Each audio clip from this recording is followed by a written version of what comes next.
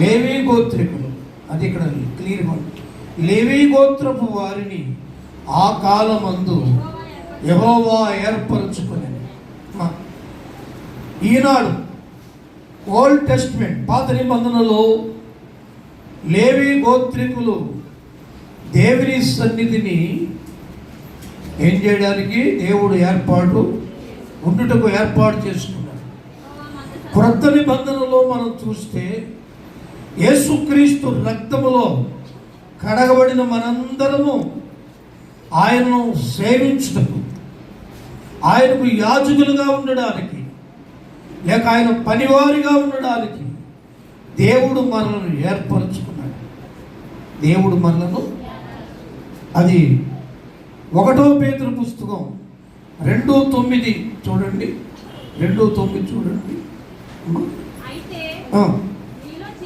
అయితే మీలో చీకటిలో నుండి ఆశ్చర్యకరమైన వెలుగులోనికి మిమ్మల్ని పిలిచిన వారి గుణాతిశయములను ప్రచురము చేయు నిమిత్తము ఏర్పరచబడిన వంశమును, రాజులైన యాజక సమూహమునైన పరిశుద్ధ జనమును, దేవుని సొత్తైన ప్రజలునై ఉన్నారని ఉంది ఇక్కడ వాక్యంలో.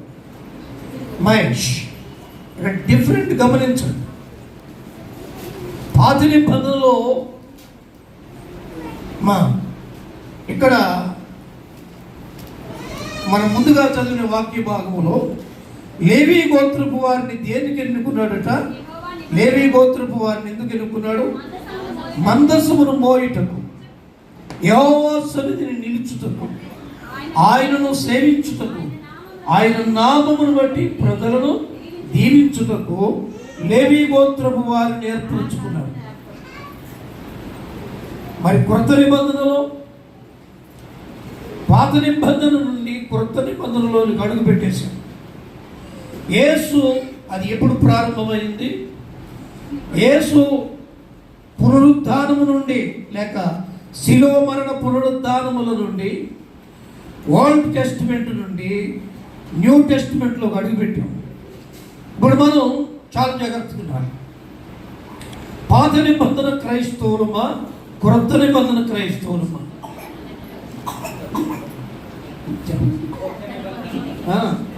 పాత నిబంధన క్రైస్తవులం కాదు. పాత నిబంధన క్రైస్తవులైతే శనివారమే ఆరాధన చేయాలి. న్యూ టెస్టిమెంట్ క్రొత్త నిబంధన క్రైస్తవులు రోజు ఆరాధన చేయాలి. ఇంకా స్పెషాలిటీ, యేసు ఆయన ఆదివారం పెందలకడే లేచాడు కనుక ప్రతి ఆదివారం, అందుకే మనం సన్నిధిలో కూడుకుంటున్నాం. క్రొత్త నిబంధన క్రైస్తవులకు ఆరాధన దినము ఆదివారం. పాత నిబంధన క్రైస్తవులకు ఆరాధన దినం ఏది? సబ్బాతు. సబ్బాతు అంటే శనివారం. శనివారం అసలు ఆరాధన. పాత నిబంధన క్రైస్తవులు ఆరాధనకు ఎలా రావాలి? ఉపవాసం ఉండాలి. ఆ రోజు ఏ పని చేయకూడదు. ఎవడైనా పని చేస్తే రాళ్ళతో కూడా చంపేది.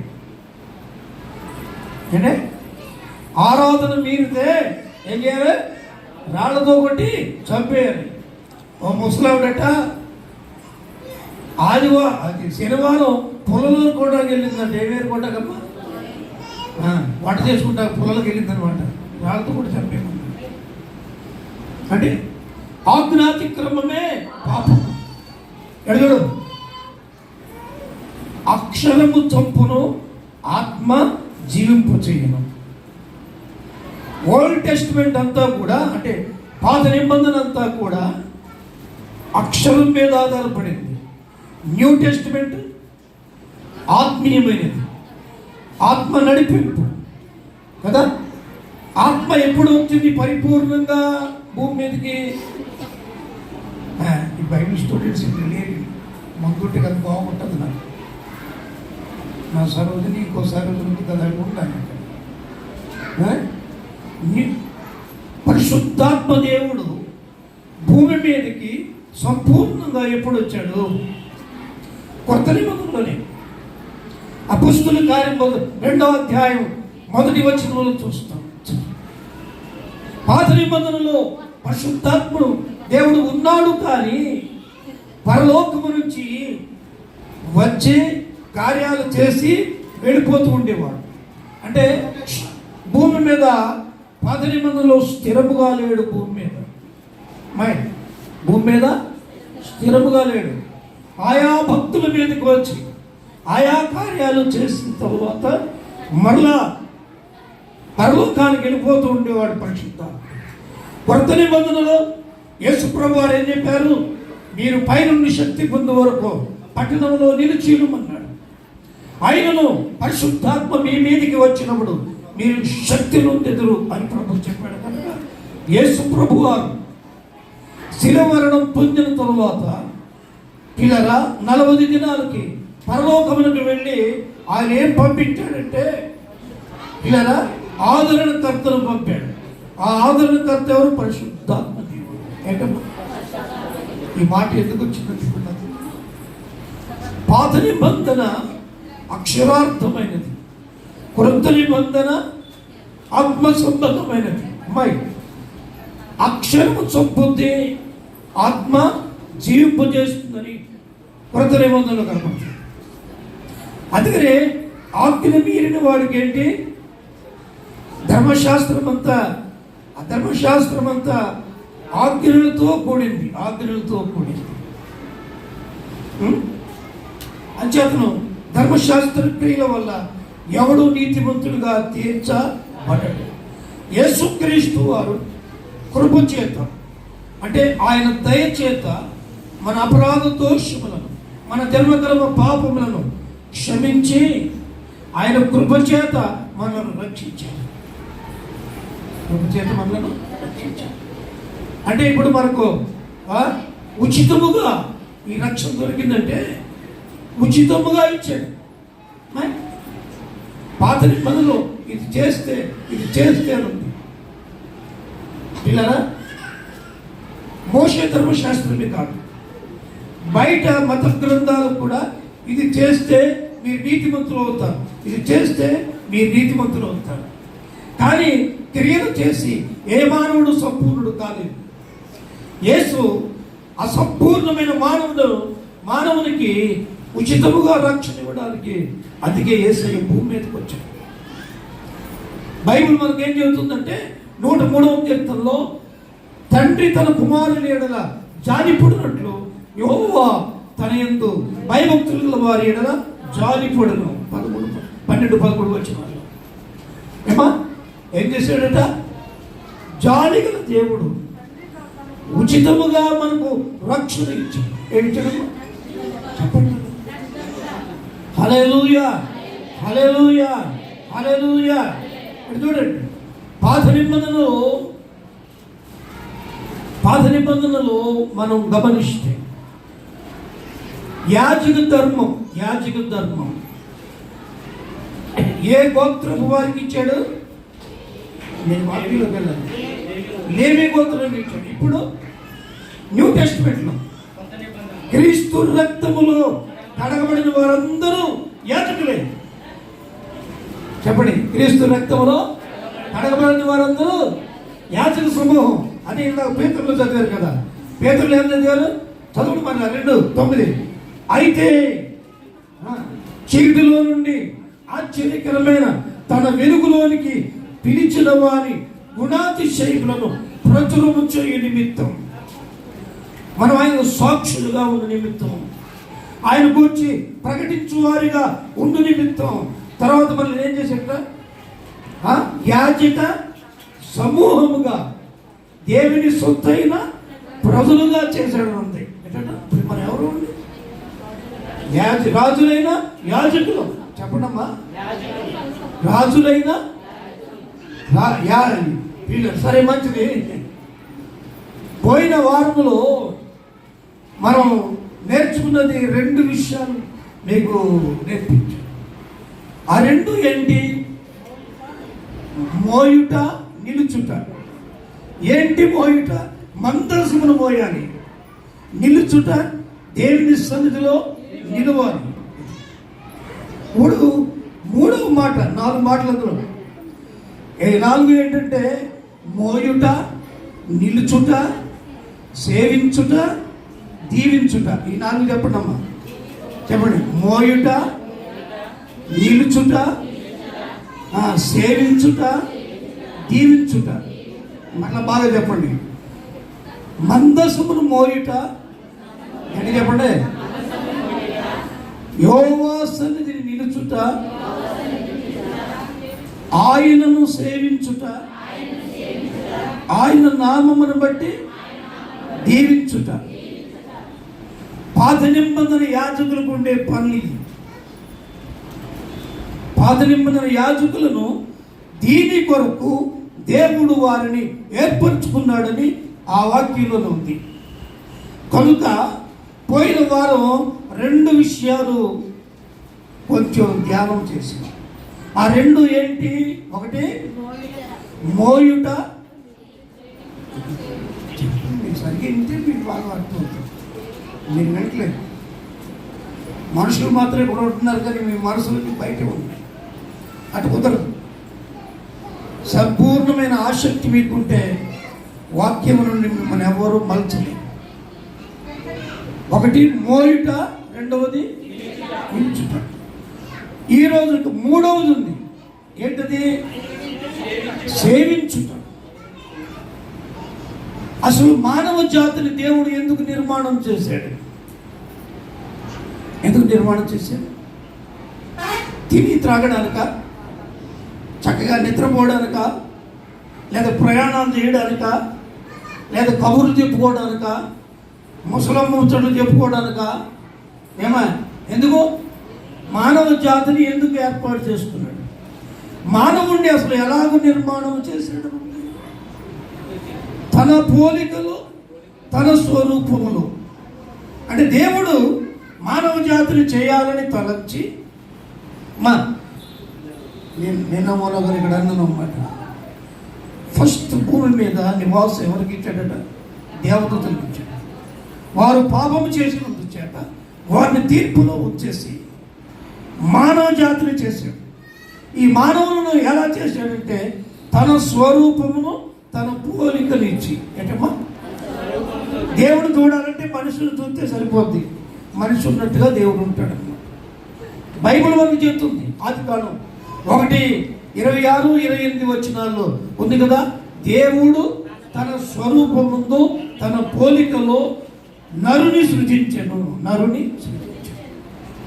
త్రియేక దేవుడు అనుకున్నాడట. ఏమనుకున్నాడు? మన స్వరూపంలో మన పోలికలు. ఏంటట? మన స్వరూపంలో మన పోలికలు చేశాడు. అంటే ఆయన స్వరూపము, ఆయన పోలిక ఎందుకు ఇచ్చాడంటే ఆయన సన్నిధిలో ఈ మానవుడు ఉండి ఆయనను సేవించుతాడు. ఆయనను సేవించుతాడు. ప్రజలు రాజ సన్నిధిలో ఉన్నారంటే రాజును వారు ఏం చేయాలి? సేవించాలి, ఆరాధించాలి. దేవుని స్తోత్రం. దైవ సన్నిధిలో మనం ఉండడానికి దేవుడు అపాత్రులమైన మనలను ఆయన ఏర్పరుచుకున్నాడు. జన్మ కర్మ పాపములతో నశించుచున్న మనలను ఆయన పుణ్యరక్తంతో కడిగాడు, పరిశుద్ధపరిచాడు. ఉచితముగా మనల్ని ఆయన నీతిమంతులుగా తీర్చాడు. ఏం చేశాడు? ఉచితముగా నీతిమంతులుగా తీర్చాడు. స్తోత్రం. చెప్పండి హల్లెలూయా, హల్లెలూయా. ఇలాగన్నాను మీరేమనుకోవద్దు. పెంట్లమ్మడి తిరిగే దాన్ని రాజుగారిగా చేయాలంటే ఎంతమంది పట్టుకుంటుంది?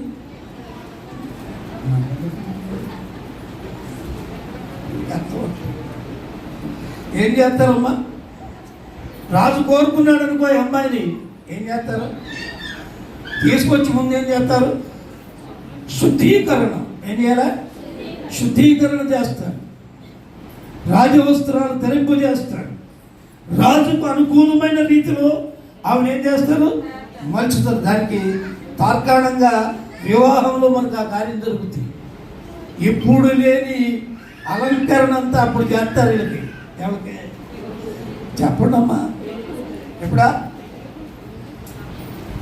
పెళ్లి సమయం. అంతకుముందు ఎక్కడెక్కడ ఉంటుంది ఈ అమ్మాయి.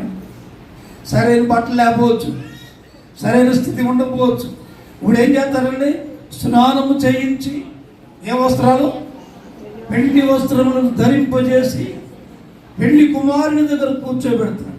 అంటే పెళ్లి కుమారుని సన్నిధిలో ఆమె ఉండడానికి, జీవితాంతము ఆయనకు భార్యగా ఉండడానికి, జీవితాంతము ఆయనను సేవించడానికి, జీవితాంతము ఆయనకు సాటి అయిన సహకారిగా ఉండడానికి ఆమెను సిద్ధపరుస్తారు. నేను అనుకుంటాను పెళ్లి టైంలో ఇంత బాగా పెడతారు.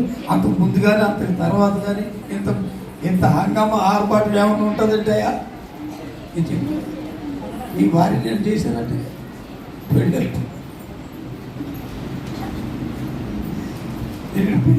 పెళ్ళిళ్ళు చేస్తూ ఉంటాం కదండి అనుకుంటాను. పెళ్ళిళ్ళు టైం అయిపోయింది తీసుకురండి. అమ్మ ఇంకా మన పాటరమ్మ గారు అయితే ఇంకా మరి ఒక్కో చోట పెళ్లి చేయాలంటే పాటరమ్మ గారేమో పెళ్లి కూతురు సిద్ధపరచాలి కదా, తీసుకొచ్చి మాకు అప్పగిస్తే పెళ్లి చేస్తాం. నేను స్తోత్రాలు తీసుకురండి అంటే ఇంక అవ్వలేదండి, ఇంకా చీర కట్టలేదండి, ఇంక పూలు ఎట్టలేదండి, లేకపోతే ఇంకా ఆభరణాలేమి ధరింపు చేయలేదండి, కాసేపు ఆగండి అని మాకు బ్రేక్లు వేస్తూ ఉంటారు. అంటే పెళ్లి కుమారుని సన్నిధిలో నిలువబడుటకు ఆమెను యోగ్యురాలుగా మారుస్తున్నాడు. సంఘ వధువు అయినటువంటి మనము మన తండ్రి సన్నిధిలో పిల్లల నిలబడుటకు మనం ఏమవ్వాలి? అర్హత కలిగిన వారుగా, యోగ్యత కలిగిన వారుగా పిల్లరా మనం ఏమవ్వాలి? సిద్ధపడాలి. ఏమవ్వాలి? చెప్పండి.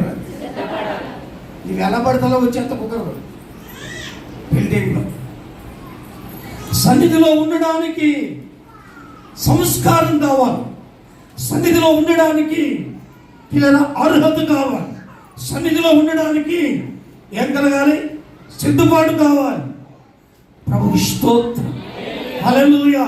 అలాగా దేవుడు ఎంత ప్రేమామూర్తి అంటే మనం ఏ పాటి యోగ్యత లేని మనలను ఎన్నుకుని ఆయన పాదస్థులలో కూర్చుని ఆయనను సేవించేటువంటి భాగ్యం, ధన్యత యేసు మనకిచ్చాడు.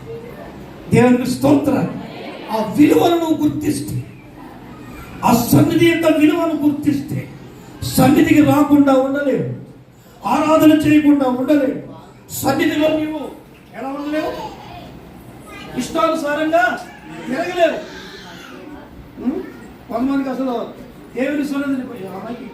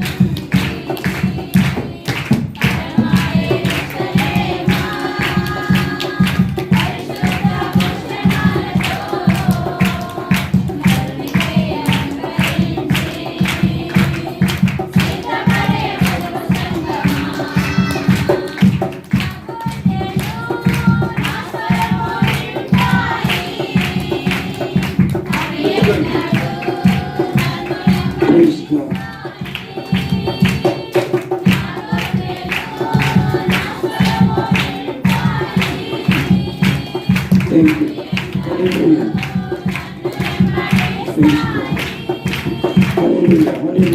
ఆమేన్. దేవునికి స్తోత్రం. దేవుని సన్నిధి పవిత్రమైనది. దేవుని సన్నిధి ప్రత్యేకమైనటువంటిది. దేవుని సన్నిధి అంటే పిల్లరా, అది దేవుడే మానవునికి ఇచ్చిన గొప్ప భాగ్యం. కనుక ప్రతి మానవుడుగా పుట్టడం కాదు, మానవుడుగా పుట్టిన ప్రతివాడు దైవ సన్నిధిలో నిలిచి ఉండాలి. పోయిన వారు ఆ మాట విన్నాం కదా, ఎటట ఆయన సన్నిధిలో నిలుచుతుంది. ఆయన సన్నిధిలో హల్లెలూయా. ఆయన సన్నిధిలో నిలవాలంటే తగిన యోగ్యత కావాలి. ఆయన సన్నిధిలో నిలవాలంటే పిల్లరా పరిశుద్ధత కావాలి. కనుక ఆయన సన్నిధిలో ఉండడానికి దేవుడు మనల్ని ఏర్పాటు చేసుకున్నాడు. ఆయన సన్నిధిలో ఉండడమే కాదు, ఆయన సన్నిధిలో ఉన్నవారు ఆయనను సేవించాలి. ఏం చేయాలండి? ఆయనను ఆరాధించాలి. దేవునికి స్తోత్రం. ఇక్కడ జాగ్రత్త వినండి, ఒక మాట చక్కగా అవగాహన చేసి సేవించుట కదా అనే మాట వాడబడింది. ఇక్కడ సేవించుట అనే మాట చాలా ప్రత్యేకమైనది. సేవించుట అనే మాటలో ఒక మంచి అర్థం ఎడ్యుకేటెడ్స్ అనుభవించుట కదా, అనుభవించుట లేక ఆరాధించుట. పిల్లరా, మనము దేవుని నమ్మడమే కాదు, ఆయన్ను అనుభవించాలి. ఏం చేయాలా? పెళ్లి చేసుకున్నటువంటి వాళ్ళిద్దరూ ఒకరినొకరు చెప్పండి అనుభవించాలి. చెప్పండి, అనుభవించాలి. దేవునికి స్తోత్రం. హల్లెలూయా. దేవుని నీవు అనుభవిస్తే దేవునిలో ఉండే ఆశీర్వాదములు నీలోకి వస్తాయి. దేవునిలో ఉండే మహిమ నీలోకి వస్తుంది. దేవుని శక్తితో నీవు నింపబడతావు. దేవుని స్తోత్రం. ఆయన్ని సేవించకుండా నీకే ఆశీర్వాదం రాదు.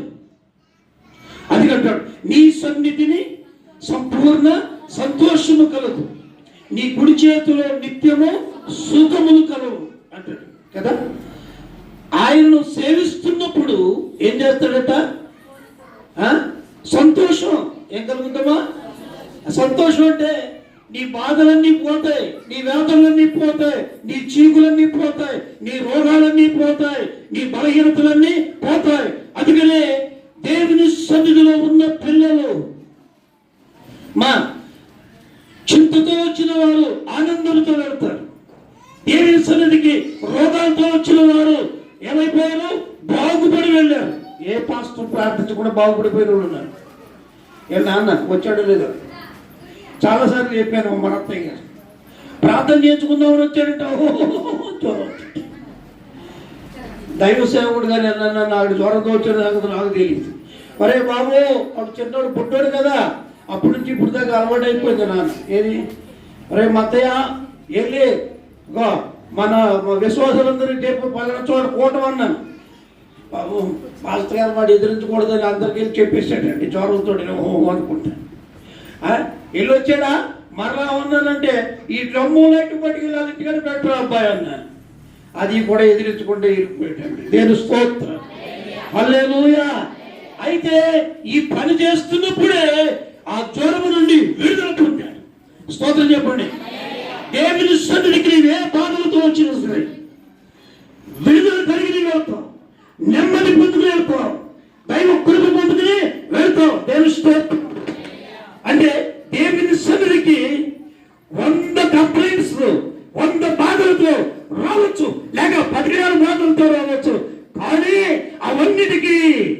వాటన్నిటికీ ఎక్కడ? యేసు సన్నిధిలో పరిష్కారం. దేవుని స్తోత్రం చెప్పండి. హల్లెలూయా, హల్లెలూయా, హల్లెలూయా. నేను ఇందాక చెప్పానన్నమాట, దేవుని పిల్లలకు పోలీస్ స్టేషన్ పరిష్కారం కాదు, పెద్దల దగ్గర పరిష్కారం కాదు, ఎక్కడ కోర్టులో పరిష్కారం కాదు. దేవుని సన్నిధిలో ఆయన సేవిస్తున్నట్టయితే నీకు పరిష్కారం కలుగజేస్తాడు. స్తోత్రం చెప్పండి. ఇలాగన్నానని తప్పుగా అర్థం చేసుకోకండి. మొదట ఎవరిని ఆశ్రయించాలి? అమ్మా, దేవుని సేవించడానికి దేవుడు మనల్ని ఎన్నుకున్నాడు, మానవ జాతిని. మన సమస్యలన్నిటికీ పరిష్కారం ఆయన సన్నిధి, ఆయన సన్నిధి, ఆయన పాద సన్నిధి. నీ సమస్యలన్నీ పట్టుకొచ్చి ఆయన పాద సన్నిధిలో ఆయన సేవించు, వాటన్నిటికీ పరిష్కారం వెంటనే దేవుడికి ఇస్తాడు. స్తోత్రం చెప్పండి. హల్లెలూయా, హల్లెలూయా. ఈనాడు ప్రపంచ జనాంగం కోట్ల కొద్ది ప్రజలు దేవుని సన్నిధికి ఎందుకు వస్తున్నారు తెలుసా? అనేక సమస్యలతో, అనేక రోగములతో, అనేక బాధలతో, అనేక ఇబ్బందులతో వస్తున్నారు. వచ్చిన వాళ్ళందరూ నేను పొందుకునే వెళ్తున్నారు. నేను అంటాను, నాకు మాట నేర్పించాడు యేసయ్య. అదేంటంటే, యేసు యొక్క భౌతిక జీవన విధానములో యేసయ్య దగ్గరకు ఎంతో మంది ప్రజలు వచ్చారు, రోగులు వచ్చారు, వాళ్ళందరూ బాగుపడ్డారు. రకరకాలైనటువంటి బాధలతో వచ్చిన వాళ్ళు ఉన్నారు. అవునా? గుడ్డివారు వచ్చారు, గుడ్డివారు వచ్చారు, పక్షవాత రోగులు వచ్చారు, చివరికి చనిపోయిన వారు కూడా వచ్చారు. వారందరూ ఏమైపోయారు? బాగుపడ్డారు. నేనంటాను, ఇక్కడ చాలా జాగ్రత్త. యేసయ్య దగ్గరకు వచ్చిన ఎవడు బాగుపడకుండా వెళ్ళలేదు. అది దేవుని స్తోత్రం. చెప్పండి హల్లెలూయా, హల్లెలూయా, హల్లెలూయా. చివరికి పాపాత్ములైన వారు వచ్చారు. వారందరూ కూడా శుద్ధి పొంది వెళ్ళారు, నెమ్మది పొంది వెళ్ళారు, క్షేమం పొంది వెళ్ళారు. అంటే ఆయన సన్నిధిలో మానవునికి ఉండే సమస్యలన్నిటికీ ఏముందండి? పరిష్కారం, విడుదల. ఆమేన్, హల్లెలూయా. నీవు దేవుని సన్నిధికి రావడమే కాదు, ఏం చేయాలండి? ఆత్మతో సత్యముతో ఆయనను సేవించాలి, ఆయనను ఆరాధించాలి.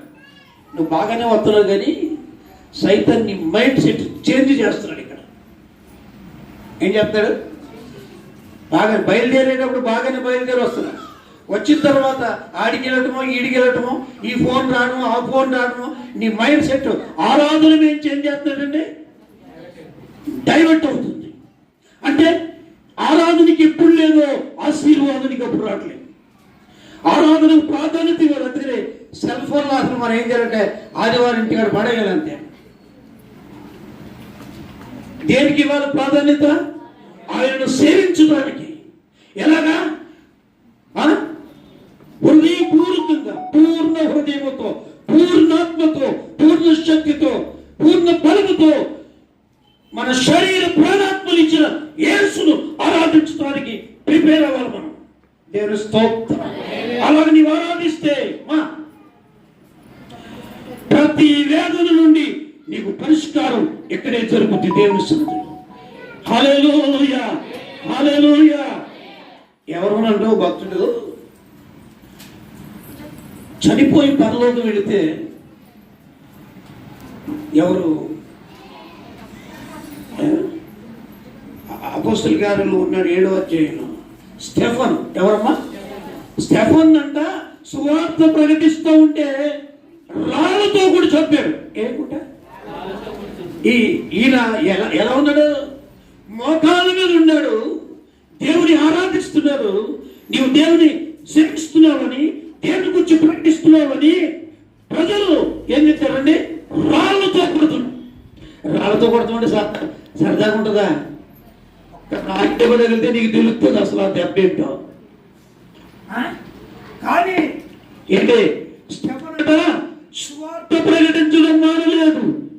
కారణం దైవ దర్శనం చూస్తున్నాడు, దేవుని చూస్తున్నాడు, మహిమల సింహాసనం మీద పిల్లరా ఉన్నటువంటి దేవుని చూస్తున్నాడు. ఆ చూచుటలో ఈ రాళ్ళ దెబ్బలు కానీ, ఈ మరణం కానీ, ఈ బాధలు కానీ ఏం లేదంటే అడిగాడు. స్టెఫన్ గారు రాళ్ళతో కొడుతున్నప్పుడు మీకేం బాధ కలగలేదా? ఈ భక్తుడు అడిగాడంట. ఆయన అన్నాడట, ఈ రాళ్ళ దెబ్బలు నాకు అసలు ఏం కనపడలేదు, యేసు దర్శనంలో అసలు నాకు ఆ బాధలన్నీ లేవన్నాడట. స్తోత్రం చెప్పండి. నిన్న మొన్న గారి పాస్టర్ గారు ఒక వీడియో పెట్టారు. యెషయానట 40 దినాలు మా చంపడానికి చెక్క చెక్క రంపంతో కోసారంట. ఏ రంపం అంటే ఎరుపు రంపం అయితే ఒక దెబ్బతో పోతుంది. ఇలా పీకట్టు ఇలా కోసేమనుకో ఒక దెబ్బతో తెగిపోతుంది. చెక్క రంపంతో అయితే రోజుకి అంత. ఒకసారి చచ్చిపోవాలని ఉంటుందా? సంవత్సరం అంతా చచ్చిపోవాలని ఉంటుందా? చత్తి ఒకసారి చచ్చిపోవాలని ఉంటుంది. దేవుని స్తోత్రాలు. 40 రోజులు చక్కెర దూతలు కోస్తుంటే ఆ దైవజనుడికి బాధలే లేవు. స్తోత్రం చెప్పండి. హల్లెలూయా. యోహాను గారు ఉన్నాయి, భక్తుడైన యోహాను గారు, శిష్యుడైన యోహాను గారు. ఇలా ఆయనట నూనె పేనములో, ఏ నూనె పేనం అంటే మామూలు నూనె పేనం కదా, ఏది చల మరుగుచున్న నూనె పేనంలో తిప్పారంట సువార్త ప్రకటించడం మానేమని. అసలు కాలేదంటే ఏమన్నా అర్థమైందా? అందులో ఈయన కాలేదు, చావలేదు. అందుకని ఏం చేశారంటే పనిగట్టుకు తీసుకుని ఈయన ఏం చేశారు, పద్మశ్రీలో పట్టుకుని నీకు చంపలేం మనం. ఏమనుకున్నారా? ఈయన మనం ఇంకా చంపలేం, సువార్త ప్రకటించడం మానిపించలేం, మన వల్ల కాదని ఏం చేశారంటే పరిశుద్ధుడని యోహాను తీసుకెళ్లి పద్మశ్రీపును పడిశారు. స్తోత్రం. అంటే ఆయన ఆరాధికుడు, దేవుని సేవించేవాడు కనుక శారీరకమైన బాధలు పిల్లల ఆయనను జయించలేకపోయాయి. వాటన్నిటినీ ఎవరండి? యోహాను గారు వాటిని ఆ శ్రమలన్నిటినీ జయించాడు. స్తోత్రం. శ్రమలను జయించే శక్తి మనకి ఎప్పుడు దొరుకుతుంది? ఆయనను సేవించుటలోనే. చెప్పండి, ఆయనను సేవించుటలోనే. స్తోత్రం చెప్పండి. హల్లెలూయా. దేవునికి స్తోత్రం చెప్పండి. హల్లెలూయా. ఆయనను సేవిస్తున్నప్పుడు నీకు తెలియనటువంటి ఒక బలమైన అభిషేకం నీ మీదకి దిగి వస్తుంది. దేవునికి స్తోత్రం. దానికి ఉదాహరణగా ఎవరైనా చెప్తారా? నేను చెప్పను. యేసు వారిని జ్ఞాపకం చేసుకోండి. తెల్లారితే యేసు ప్రభువుని ఏం చేస్తారయ్యా? సిలువేస్తారు. మామూలు సిలువ ముందు అవమానపరిచారు కదా, గడ్డపు చెంపలు అన్యాయపు తీర్పు తీర్చారు కదా, గడ్డపు చెంపలు పెరిగారు కదా, దూషించారు కదా, ద్వేషించారు కదా, ఎటండి కదా, ముఖం మీద ఉమ్మి వేశారు కదా, భారమైన సిలువ ఆయన భుజాల మీద పెట్టి మోయించుకెళ్ళారు కదా. ఎలాంటి వాడికైనా అలా టైంలో ఏమైపోతుందండి? రివర్స్ అయిపోతారు. చితకపాతుండి ఏం చేస్తావా నువ్వా? నీ ఆవిడ్ని వచ్చు సహించుకుంటుందని కొట్టు కొట్టు కొట్టు ఓ రోజు తిరగబడిపోతుంది. తిరగబడదా? ఏంటన్నా ఎంత వేధించినా ఎంత బాధించినా సిలువను సహించాడు, మరణమును జయించాడు. ఆ శ్రమలను ఏమైపోయాడు? దిగంబరించేశాడు. ఆ శక్తి ఎక్కడి నుంచి వచ్చింది తెలుసా? అంతకుముందు రాత్రి తండ్రిని సేవించాడు. ఏం చేశాడు? తండ్రిని సేవి. ఆ రాత్రంతా శిష్యులు నిద్రపోతున్నారు కానీ యేసైతే ఏం చేస్తున్నాడు? మోకాళ్ళ మీద పడి ఆ సిలువను జయించడానికి, ఆ మరణమును జయించడానికి, ఆ శ్రమను పిల్లల సహించడానికి దైవ శక్తి కొరకు కుమారుడైన క్రీస్తు ఏం చేశాడు? తండ్రిని సేవిస్తున్నాడు. నేను స్తోత్రం. ఆయన సేవించేటప్పుడు ఒక మాట ఉంది, ఒక దేవదూత వచ్చేట ఆయనను బలపరిచిందనుంది వాక్యం. సువార్తలు చూసుకోండి, వాక్యాన్ని వింటే కూడా కనుక ఆ శిలువలను జయించడానికి ఎక్కడండి? ఆయన సన్నిధిలో లేక తండ్రిని ఆరాధించడంలో గొప్ప అభిషేకం దొరికింది, గొప్ప శక్తి పొందుకున్నాడు. హల్లెలూయా. నిజ క్రైస్తవుడు ప్రభువును పూర్ణ హృదయంతో, పూర్ణ మనసుతో, పూర్ణ శక్తితో ఆరాధిస్తుంటే ఏ సమస్య నిన్నేం చేయలేదు, ఏ రోగము నిన్నేమి చేయలేదు. అన్నిటి మీద దేవుడు నీకేమిస్తాడు? జయమిస్తాడు. ఆమేన్. చెప్పండి హల్లెలూయా, హల్లెలూయా, హల్లెలూయా. నేను ఒక మాట చెబుతూ ఉంటాను కదా, నేను గొప్పగా అనుభవంతో చెప్తాను. 50 సంవత్సరాల క్రితం చచ్చిపోవాలి రోగంతో. నేను ఆయన సేవించడం ప్రారంభించిన తర్వాత రోగమును తగ్గించాడు, ఆయుష్ పెంచాడు, ఆరోగ్యం ఇచ్చాడు. స్తోత్రం చెప్పండి. ఈ ఆరోగ్యము ఆయుష్ ఎక్కడికి వచ్చింది? ఆయనను సేవించటం, ఆయనను సేవించటం. దేవునికి స్తోత్రాలు. నాకు చాలా ఆశ్చర్యంగా ఉంటుందండి. నేను ఈ విషయంలో దేవుని స్తుతిస్తాను. తెల్లవారుజాము ప్రభు 3 గంటలు లేపుతాడు. ఎందుకు? ఆయనను సేవించడానికి, ఆయన పాదముల దగ్గర గడపడానికి, ఆయన సన్నిధిలో విజ్ఞాపన చేయడానికి. ఆయన సన్నిధిలో ఉన్నప్పుడు ఆయన ఏం చేస్తాడంటే ఆయన శక్తితో అభిషేకిస్తున్నాడు. ఈ పనికి కావలసిన ఒక నూతనమైన అభిషేకమును, నూతనమైన కృపను, నూతనమైన తలంతులను ప్రభు ఇచ్చి బలపరిచి వాడుకుంటున్నాడు. స్తోత్రం చెప్ప. హల్లెలూయా. నీ అప్పుల్ని ఎందుకు తీర్చలేదు? నీ అప్పుల్ని ఏర్పాటు చేసింది కారణం సరైన విధముగా నీవు నీ దేవుని సేవించలేదు. నీవు శత్రువుల నుంచి నీ మీద ఎందుకు పడుతున్నారు?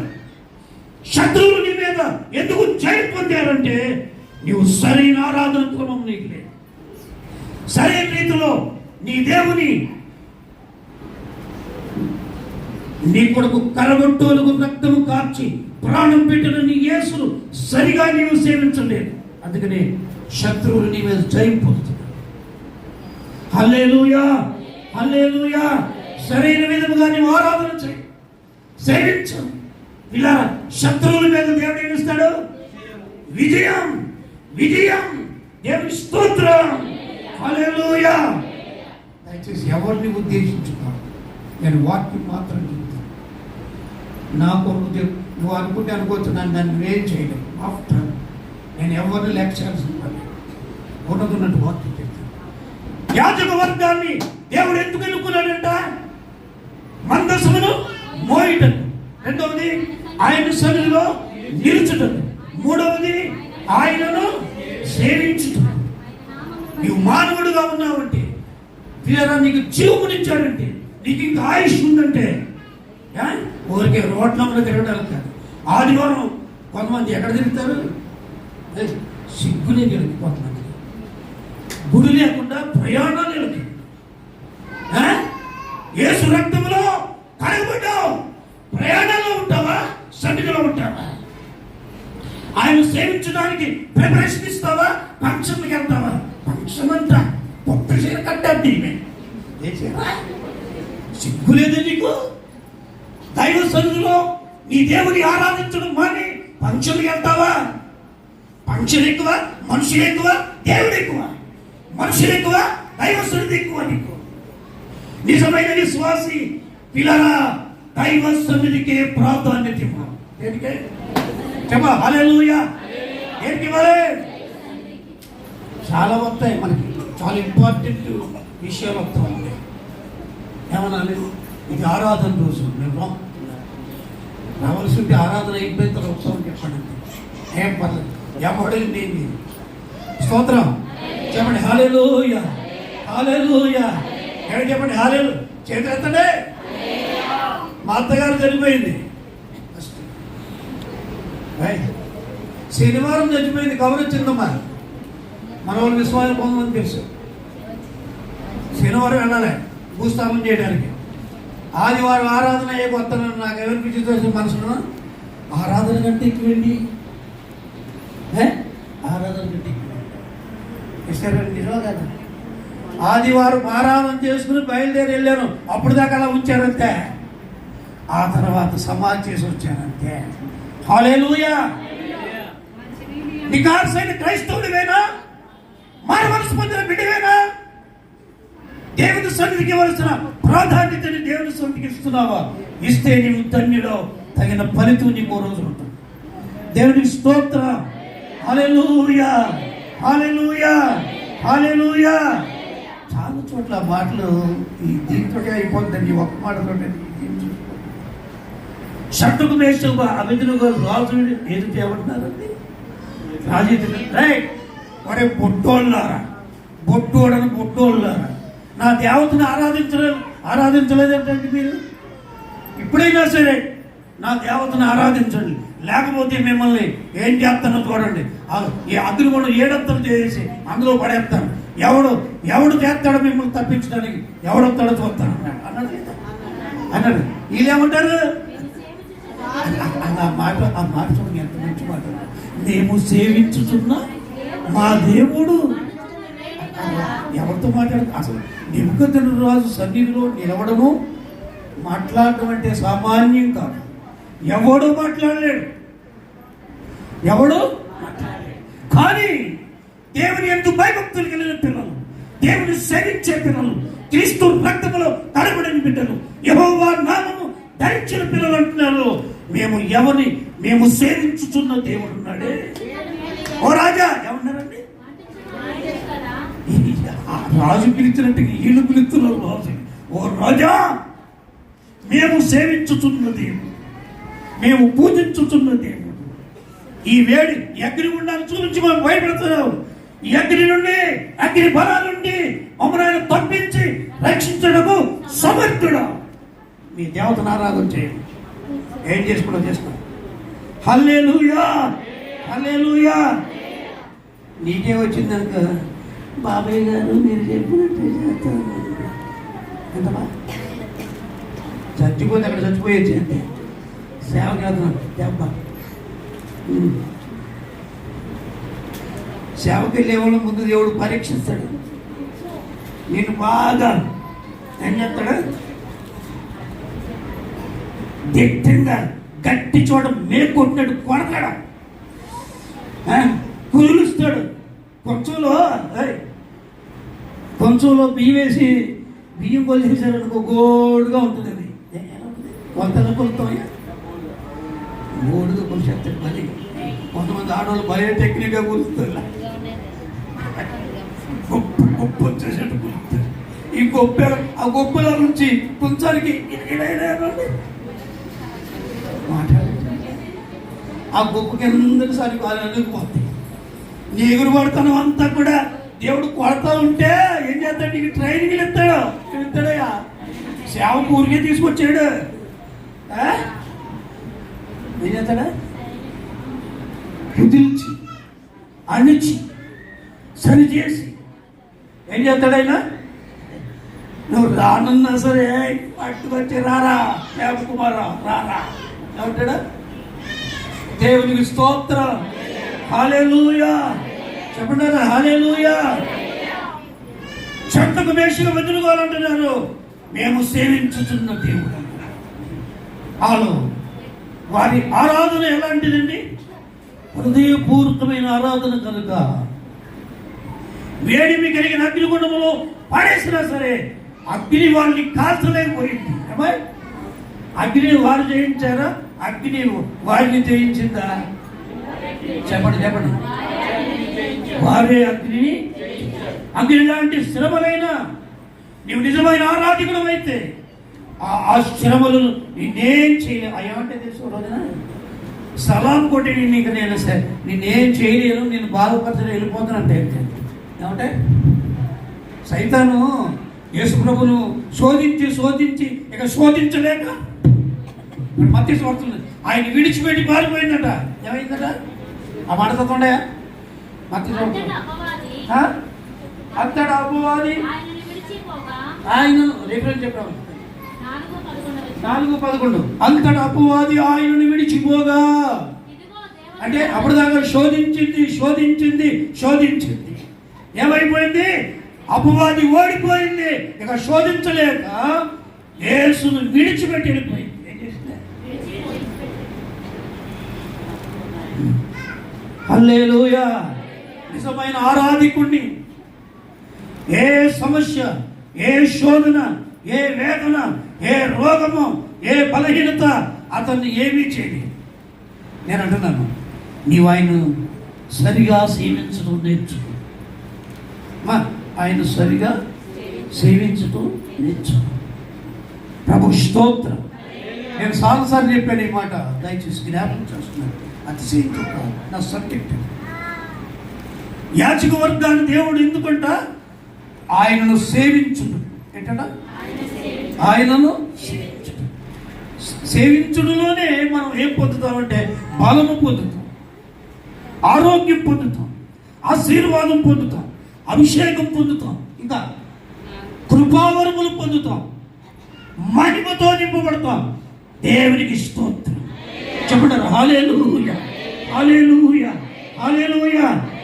ఆయనను సేవించడం కొంతమందికి అసలు ప్రార్థనా జీవితం ఉండదు. గొప్ప సేవ చేశారు అనుకుంటాడు. గొప్ప ఆడవాళ్ళు ఏమవుతుంది, 3 రోజులకే తిరగబడిపోతాడు. చెప్పయ్యా, 3 రోజులకి తిరగబడిపోతాడు. ఎవడో వచ్చి నాస్తికుడు వచ్చి ఒక దెబ్బ కొట్టాలి, బైబిల్ సబ్జెక్ట్ చేస్తాడు, పొట్టలు పెట్టుకుని చదువుకుపోతాడు. నా సేవా జీవితంలో ఎంతోమందిని చూశాను. సేవకుని వచ్చి పిల్లరా మరలా ఏమైపోయారు కొంతమంది, లోకల్ కలిసి మీరు ఉన్నారు. ఆ దేవుని చిత్తం కాదు. ఆమేన్. దయచేసి ఎవరు ఏమి అనుకోవద్దు. స్తోత్రం చెప్పండి, చేతులు చెప్పండి, గడి చెప్పండి. హల్లెలూయా, హల్లెలూయా, హల్లెలూయా. నాగటి మీద చేయి పెట్టి అంటే చావా బ్రతుకో, ఇక ముందుకే సాగాలి. ఏమైపోవాలి? చావా బ్రతుకో, ముందుకే సాగాలంతే. ఆమేన్. దేవునికి స్తోత్రం. ఆయన సన్నిధిలో అంగలార్చు, ఆయన సన్నిధిలో ప్రార్థించు, ఆయనతో సంబంధం పెట్టుకో. హృదయపూర్వక నీ జీవితం అంతా ప్రభు పాదాల మీద ఏం చేయాలండి? కుమ్మరించు. దేవుడు ఏం చేస్తాడు? అటువంటి వారికి ఒక బలమైన అభిషేకం ఇచ్చి, కృపావరములను ఇచ్చి ఆయన ఏం చేస్తాడు? దీవించి తన కొరకు పంపించుకుంటాడు ఆయన. స్తోత్రం, స్తోత్రం, స్తోత్రం.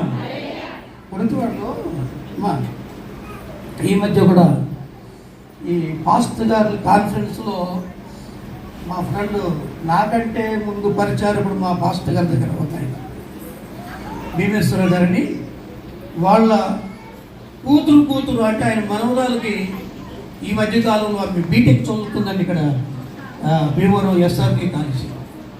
ఆ అమ్మాయి పూర్తిగా దేవుడు తెలుసుకున్నది కాదు, కానీ అమ్మమ్మ తాతయ్య దేవుని ఎరిగిన వారు, నా సంఘ బిడ్డలు, వాళ్ళు బాప్తిసం ఇచ్చారు.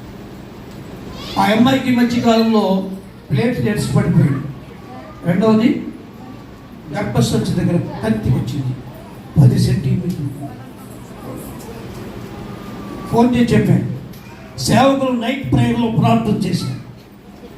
2వ రోజు రిజల్ట్ వచ్చింది, వర్తమానం వచ్చింది. అయ్యా ఆ కంతే 10 సెంటీమీటర్లు కంతే 6 సెంటీమీటర్లు తగ్గిపోయింది, కరిగిపోయింది. ఇక ఆపరేషన్ అక్కర్లేదు, ఆపరేషన్ అక్కర్లేదు, మందుల వల్ల కరిగిపోతే ఏం పర్లేదు అన్నది హ్యాపీగా ఉంది. అది ఇక్కడికి వచ్చారండి.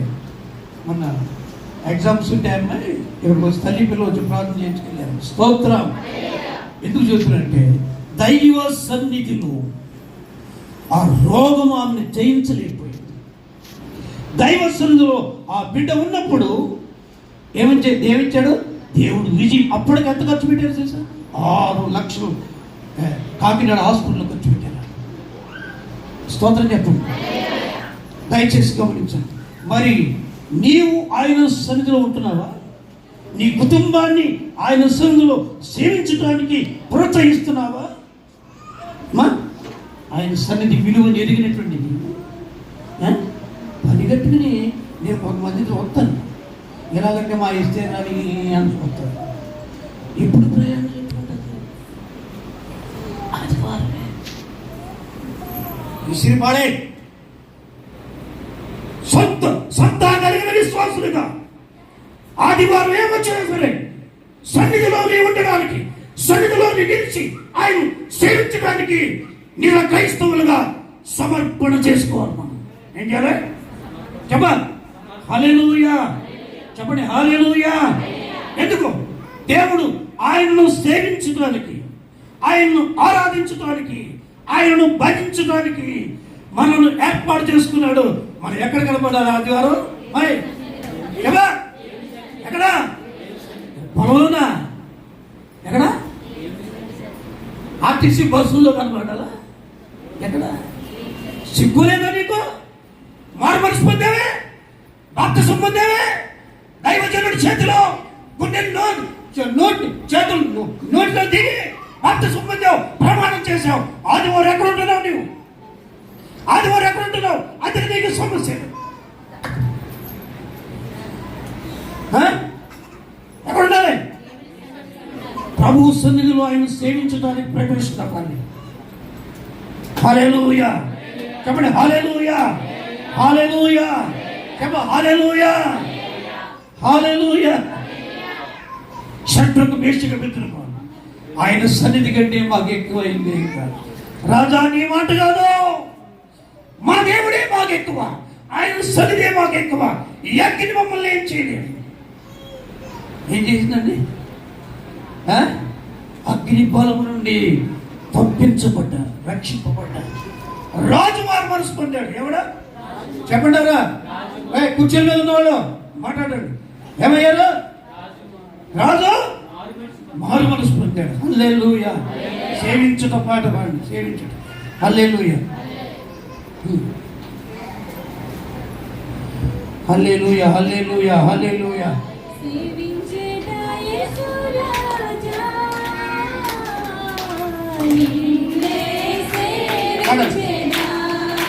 సేవించేదా యేసు రాజా,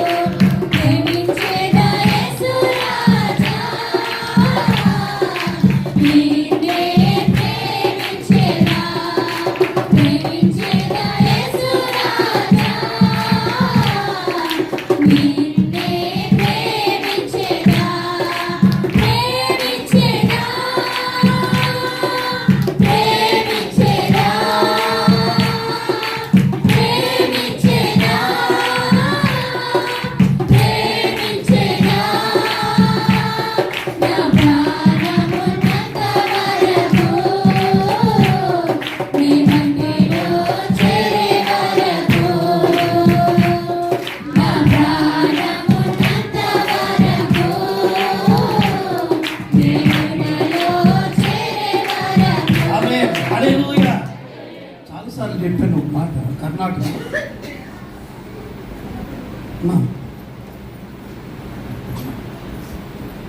ఒక అమ్మాయికి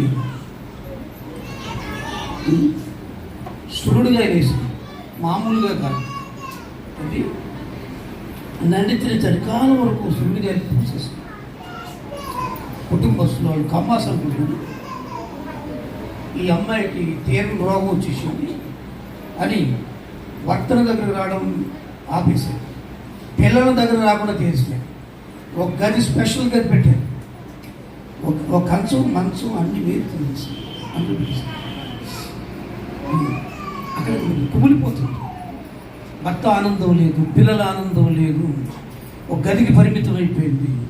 ఎవరో పని మనిషి వచ్చి చిన్న మాటలు చెప్పింది, యేసు నిజమైన దేవుడు, ఆయన నమ్ముకోండి, దేవుడు మీకు స్వస్థత ఇస్తాడు అని ఆ సహోదరి ప్రార్థించి వెళ్ళిపోయింది. అప్పటి నుంచి ఆమె ప్రార్థన చేయడం మొదలుపెట్టింది. ఒక రోజు ఏమైపోయింది తెలిసి, ప్రార్థన చేసి పడుకుంది. తెల్లారేపాటికి ఏమైపోయినంటే సూర్యుడుగా అన్నీ రాలిపోయి కింద పడుతున్నాయంట. అవన్నీ ఎత్తితే ఓ రేగి చేరడు అయింది. ఆ సూర్యుడే లేచేసి మనిషి ఎలా ఉంటుందండి? ఒక అంగుళం కూడా ఖాళీ లేకుండా సూర్యుడిగా లేస్తే ఆ మందమంతా పోయింది. బెడ్లో ఏదో తేడా వచ్చేసిందని కుటుంబస్తులకు అనుమానం వచ్చేస్తుంది. అయితే సూర్యుడుగాలన్నీ రాలిపోయినాయి. ఆమెకు ఆరాధనకి వెళ్ళడం మొదలుపెట్టింది. దైవ సన్నిధి దేవుడు అద్భుతంగా ఆమెను బాగు చేశాడు. మై స్తోత్రం చెప్పండి సార్. ఏది బాగు చేసింది? దేవుని సన్నిధి, దేవుని సన్నిధి. అతని విశ్వాసులు దేవుని సన్నిధిలో నిలిచి ఉండడం నేర్చుకోవాలి. బాగుపడిందే, క్షేమంగా ఉంది, మొదటి అందం వచ్చేసింది, భర్త దగ్గరకు వస్తున్నాడు, పిల్లల దగ్గరకు వస్తున్నారు, కంచము మంచము గది అన్నీ కూడా వేరుపాడి తీసేశాడు, అందరూ కలిసి తిరుగుతుంది.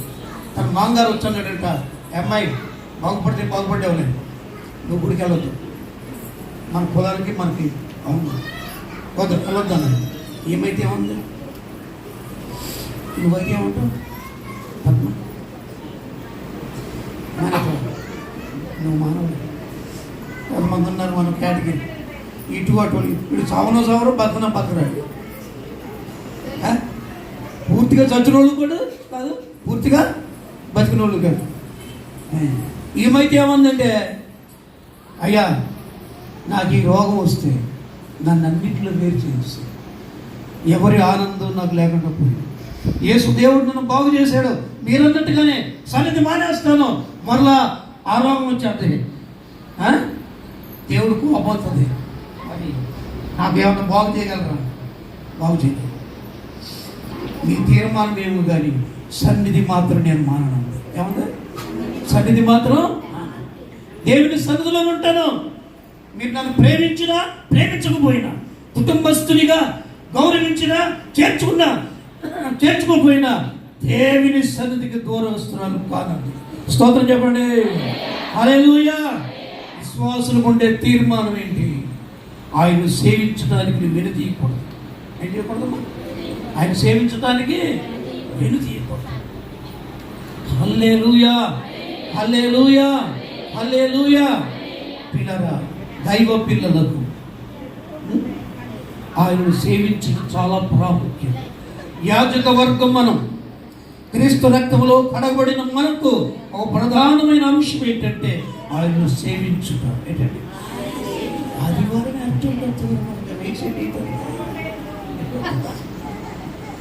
చెప్పండి. ఆ రోజు అంటాడు, ఆదివారం పని చేయించుకున్నవాడు, అరే అదిలో 10,000 ఇస్తాను, అత్యంత వేళ అయిపోవాలంట. 10,000కు వెంబడి వెళ్ళిపోతాడు. 10,000 ఎక్కువ, దేవుని సన్నిధి ఎక్కువ. బై ఏది చెప్పండి, ఏది ఎక్కువ? ఏది ఎక్కువ? నేను దేవుడు పరీక్ష పెడతాడు. నేను దేవుడు పరీక్ష. వెంటలో 50 మంది నా మీదకి వచ్చారు. అప్పుడు మార్కెట్లో ఇల్లు దొరికింది నాకు, కాపాడు నారాయణ గారి. అక్కడ ఉపవాస ప్రార్థనలు పెట్టాను. నేను డబ్బు కొట్టి పాటలు పాడుతున్నాను, ఇంకా సేవకులు ఉన్నారు. కొంతమంది వచ్చి ప్రార్థన చెడగొట్టేయాలని, పాస్ట్ గారు ఎక్కడ వచ్చి ఇక్కడ సువార్త ప్రకటించేస్తాడని 50 మంది వచ్చారు. యవనస్తులు ఫాయిల్ చెప్తున్నాను. నేను బయటకు మీతో మాట్లాడేలాగా నాకేమనిపించిందో తెలుసా? మై నేను దేవుని సన్నిధిలో ఉన్నాను. ఏమనుకున్నాను? నేను బయటికి వెళ్ళడం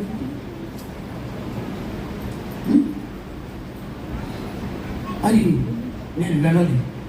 వెళితారో ఆ రోజు నన్ను కొడుదురు. దేవుని స్తోత్ర, హల్లెలూయా. దేవుని సన్నిధి నుండి నువ్వు పారిపోకూడదు. దేవుని సన్నిధిలో నీవేమవ్వాలి? నిలిచి ఉండాలి. శ్రమైన, దుఃఖమైన, రోగమైన, శోధనైన దేవుని సన్నిధిలో నిలిచి ఉంటే విజయాలు నీకు దేవుడు ఇస్తాడు. స్తోత్రం. నాకు ఒకసారి జ్ఞాపకం వస్తుంది. ఈ మధ్యకాలంలో మా కృష్ణగారి వచ్చారు. సత్యవాడ రైల్వే స్టేషన్లో బండి దిగి ఆరోగ్యం లేకుండా ఆ రైల్వే ఏంటంటే దాన్ని కూర్చుని దాన్ని బెంచ్ మీద పడుకున్న రోజులు నేను అలాగే ఉంచాను. సన్నిధికి ప్రాధాన్యత ఇచ్చాను. దేవుడు నాకు విజయం ఇచ్చాడు. హల్లెలూయా. అప్పుడు నేను బలహీనత పడలేదు. నాకు తిరిగి నూతన బలమును, నూతన ఆరోగ్యం ఇచ్చి ఏం చేస్తాడు? ఆయన సేవలో వాడుకుంటున్నాడు. హల్లెలూయా. ఆనాడు రోగాన్ని లెక్క చేయలేదు. దైవ సన్నిధి ప్రాధాన్యత ఎంచుకున్నాను. దేవుడు నాకు ఇచ్చాడు, విజయం కలుగ చేశాడు. స్తోత్రం చెప్పండి. హల్లెలూయా. శ్రమ అయినను, హింస అయినను, కరువు అయినను, ఖడ్గము అయినను మనము దేవుని ప్రేమ నుండి ఏం చేయకూడదు? విడదీయకుండా ఉండాలి. అది మనం చూసుకోవాలి. చూసుకుంటే నీ కొరకు దేవుడు దాచించిన మేలులు ఎన్నో ఉన్నాయి. దైవ కృప నీ కొరకు సిద్ధపాటు చేయబడింది. దేవునికి స్తోత్రం. హల్లెలూయా చెప్పడమా, హల్లెలూయా. యెషయాలో ఉంది, అక్కడ నిన్ను సేవింపనున్నది జనమైనను రాజ్యమైనను నీవు నేను. మనం దేవుని సేవించడానికి రెడీగా ఉండాలి. దేవుని ఆరాధించడానికి ప్రాధాన్యత ఇవ్వాలి. సన్నిధికి రావడానికి సాకులు చెప్పకూడదు. ఎవరు ఏం చేయకూడదు? చెప్పండి. నిర్మలాదేవి గారు ఆదివారం ఎక్కడ ఉండాలి? ఎక్కడ కనబడాలమ్మా? నెలలో ఒక ఆదివారం ఇలా కనబడిపోవడం కాదు. ప్రతి ఆదివారం దేవుని సన్నిధిలో నీవు నిలిచి ఉండాలి. అందుకే నీ కొరకు రక్తం కార్చాడు ఆయన. అందుకే నీ కొరకు ప్రాణం పెట్టాడు ఆయన. నీవు ఆయన్ను సేవించడానికి, మనందరూ ఆయన్ను సేవించడానికి దేవుడు ఆయన మనలను ఏర్పాటు చేసుకున్నాడు. దేవుని స్తోత్రం. హల్లెలూయా, హల్లెలూయా చెప్పనారా? హల్లెలూయా. అమ్మాయి కర్ణాటకలో ఒకసారి చెప్పాను, ఏమీ లేనటువంటి వాళ్ళు అమ్మాసు అక్కడికి వెళ్ళి